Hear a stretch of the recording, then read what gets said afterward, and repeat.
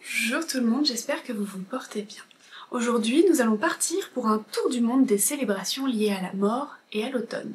De l'Irlande au Mexique, des États-Unis au Japon, chaque culture célèbre Halloween ou les fêtes des morts à sa propre façon, avec ses propres rituels, ses symboles et sa magie. On va donc découvrir ensemble comment ces traditions, parfois très différentes, ont toutes pour objectif d'honorer les esprits, de protéger les vivants et de célébrer, avant tout, la vie.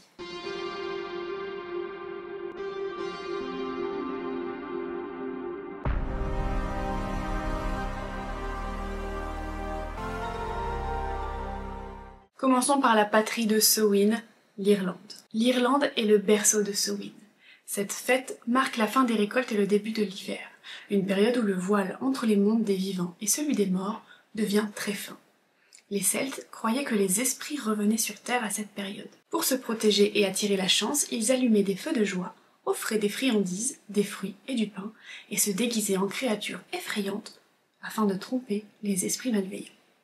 C'est de cette période qu'est né le guising, un rituel pratiqué surtout en Écosse et en Irlande.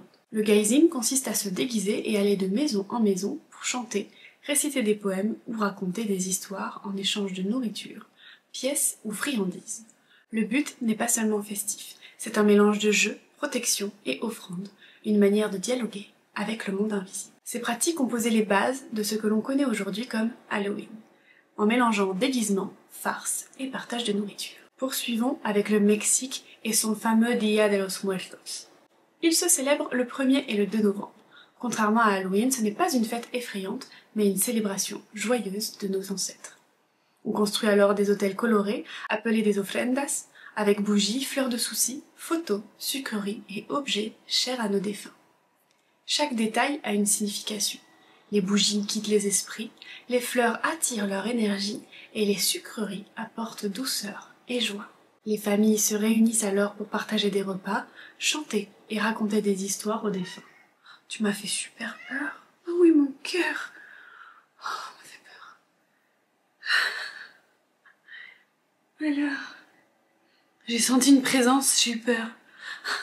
Les familles se réunissent pour partager des repas, chanter. Oh oh, mais ça va pas. Ta sœur, enfin. Suffit. Allez, viens avec moi là. Voilà, installe-toi.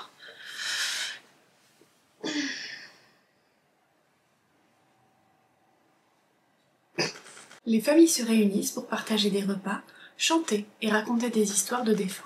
Avec le vent, ça va m'embêter ça. Les familles se réunissent pour partager des repas, chanter et raconter des histoires de défunts. La mort est vue comme une continuation de la vie, et la fête est un moyen de garder un lien vivant avec ceux qui nous ont précédés. Le mélange de couleurs, de nourriture et de musique rend cette célébration profondément vivante et émotive. Elle nous rappelle que célébrer la mémoire des morts peut être une expérience joyeuse et festive. N'hésitez pas à aller voir le dessin animé Coco pour mieux comprendre comment ça marche. J'ai adoré ce dessin animé, il est génial. Allons maintenant aux États-Unis, ceux qui ont importé le Halloween qu'on connaît aujourd'hui.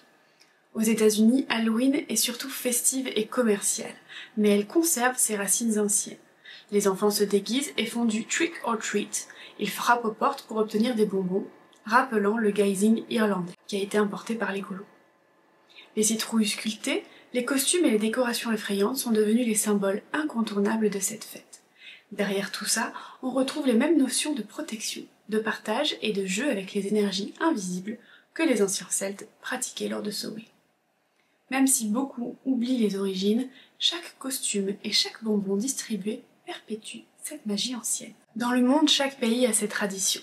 En Écosse, ils gardent la tradition du guising et y ajoutent aussi les feux de joie, apportant une dimension protectrice et purificatrice pour éloigner les esprits malveillants et purifier le village avant l'hiver.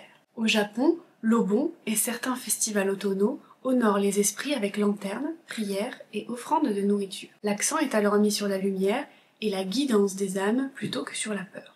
Les lanternes servent à guider les esprits et à assurer leur protection. En Italie, Ognissanti e Commemorazione dei Defunti, désolé pour ma prononciation, je ne parle pas italien, sont des visites de tombes, offrandes et repas en mémoire des défunts. L'accent est alors mis sur le souvenir familial, le respect et la gratitude avec un côté très solennel mais néanmoins chaleureux. Aux Philippines, il y a les undas. Les familles visitent les cimetières, déposent des fleurs, des bougies et prient pour leurs défunts. Moment de réunion familiale et de transmission de mémoire avec une ambiance méditative. En Haïti, il y a les fêtes Guédé, de même, excusez-moi pour mon accent, célébration festive où l'on honore les esprits de la mort avec musique, danse, humour et offrande. Elle reflète une vision de la mort comme célébration de la vie et de la continuité, plutôt que comme une fin. En Chine, il y a des festivals des fantômes. Les vivants font des offrandes de nourriture et de papier pour nourrir les esprits errants. La fête est elle aussi basée sur le respect, l'apaisement et la protection des âmes qui pourraient causer du tort si elles sont oubliées. Que ce soit en Irlande, au Mexique, aux États-Unis ou ailleurs, cette tradition montre que la mort n'est pas seulement un moment de peur. C'est une occasion de célébrer, d'honorer et de partager. Halloween et les fêtes des morts nous rappellent que chaque culture a trouvé sa manière de connecter le monde des vivants et celui des esprits, entre mémoire, gratitude et joie. Alors cette année, pensez à la magie derrière chaque bougie, chaque costume et chaque offrande. Laissez-vous inspirer par la richesse de ces traditions du monde entier. Alors, dites-moi en commentaire ce que vous comptez faire cette année pour Halloween, comment vous comptez honorer vos ancêtres, comment vous comptez célébrer cette fête. Dites-moi tout ça, ça vous prend 1 minute. Et si vous avez moins de temps que ça, n'hésitez pas à me laisser un petit like, ça vous prend 1 seconde et ça me soutient énormément. Merci à tous ceux qui prennent le temps de le faire, merci à votre soutien grandissant.